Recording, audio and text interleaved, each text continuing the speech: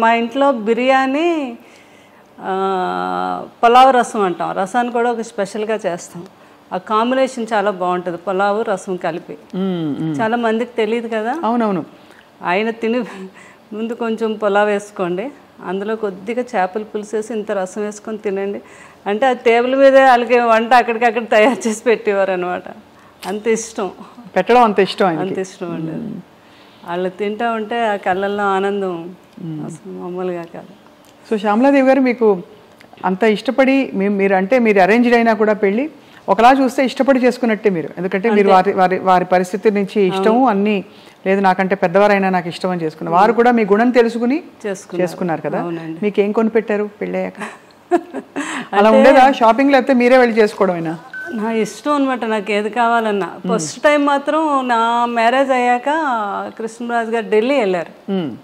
ఢిల్లీ వెళ్ళాక వస్తున్నప్పుడు అక్కడ డ్రైవర్ని అడిగారండి, ఇక్కడ మంచి షాప్స్ అవి ఉన్నాయి మేడం, చీరలు కొనిపెట్టాలి.